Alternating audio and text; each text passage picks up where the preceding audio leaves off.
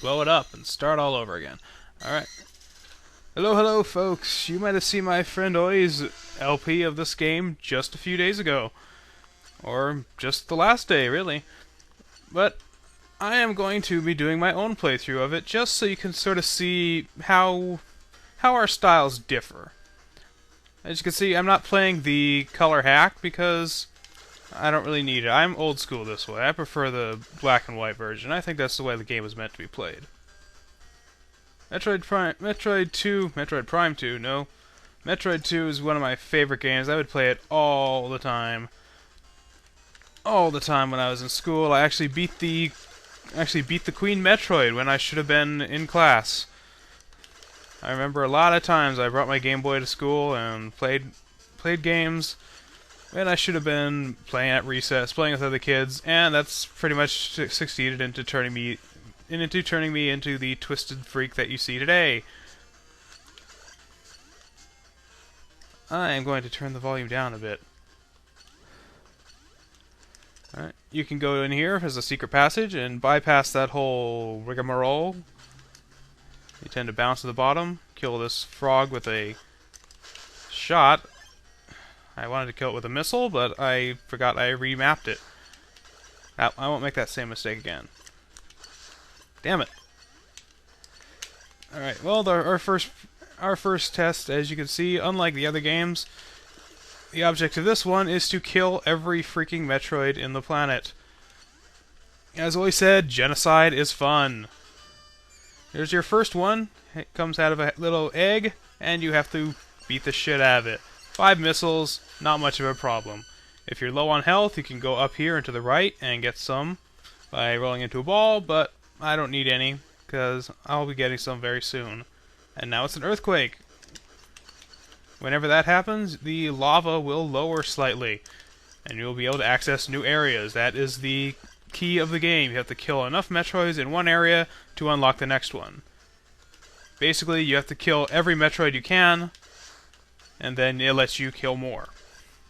That's how the game works, and it's an arbitrary method of blocking your progress. Ah, crap, I should have made that jump. I made it on the test playthrough.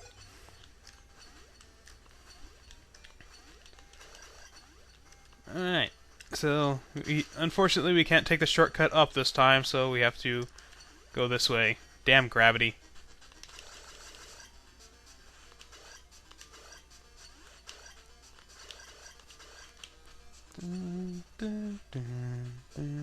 Sorry, I'm just grooving to the music right now. Save point, if you aren't playing on an emulator, you can save there, but I'm not going to because I'm awesome. Whenever it fades, you know you're going to a new area on the map. If you go here too early, there is lava down here, which you have to worry about. But since we killed the Metroid, the lava level has receded, so you can get through here safely. And down we go. Those fish take quite a while to kill. These little buggers, I don't know what they are. When I was a kid, I called them drop squirrels. These fish are quite tough to kill. I called them bonefish, even though that's a creature from Super Mario World. Damn it. I need to pay more attention to what I'm doing instead of talking, but that wouldn't make it a Let's Play, would it? And here you can see that lava. You do not want to fall in there because it will slowly sap your life like this. Now my damage meter is beeping because I did something stupid. Luckily you can, if you need to, you can spam for health right here.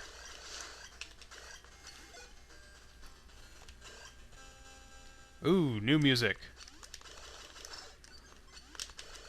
And new enemies.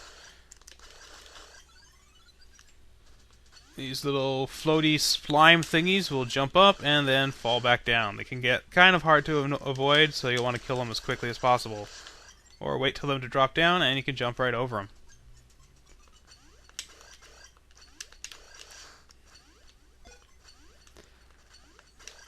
They have so many different types of enemies, even though they're really no different. You have the zoomers, and you have the little creeper guys. Like, go left and right, and you have the ones that crawl along walls, and you have like 5 or 6 different variations of each one of those. And these guys are so much easier to kill than the bonefish.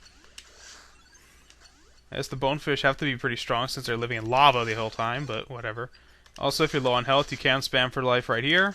Eventually they will die. They will go away. Each of these only holds 10. 5, 4, 3, 2, 1, 0. And then you hear a weird sound. Well, we have a couple of Metroids in this area you have to kill. These little mosquito dudes. Usually the flying creatures like that are the ones that will give you missiles. Those mosquitoes are no exception. So let's go into this building and find ourselves some power-ups. Screw you, save point, I don't need you.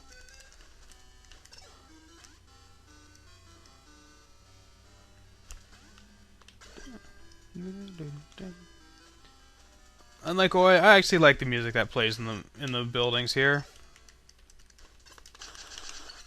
Oops, too many missiles, but I get a refill down here. And we get the bombs. This is a pretty fun item because you can do the bomb jump. Every game has this, but it's very hard to time. It's always different in every game. In this one, you generally want to let the bomb go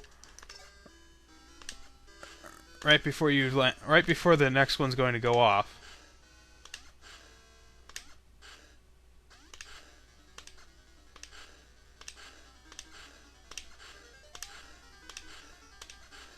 And you can use that to cheat and get past areas if you don't have the space jump or the spider ball. Yeah, not very useful, but it's kind of cool if you're trying to do a 0% playthrough or a low percentage playthrough.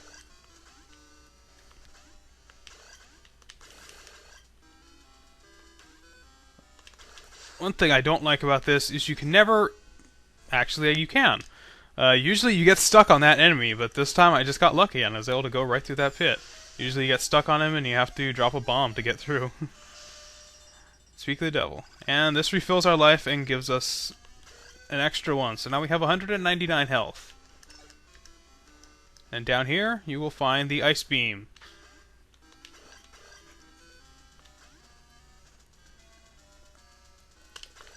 As always, just shoot it with 5 missiles.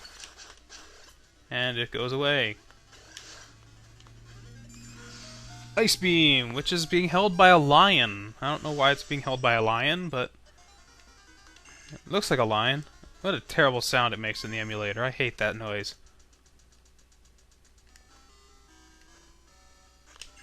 Ah, you're supposed to be able to freeze those. Let's see. There we go. And you can freeze those shots in midair and they don't hurt you. But yeah, what a terrible sound that makes in the emulator. Isn't that awful? Shortcut. Yes, you can do the damage jump all the time.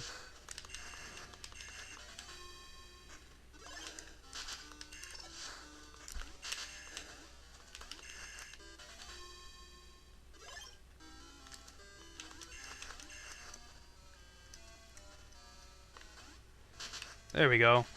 That gets you up to here, where you shouldn't normally be able to get until you get the spider ball. If you go to the right and climb into the wall, you can actually see where the spider ball is, but you cannot get it from there.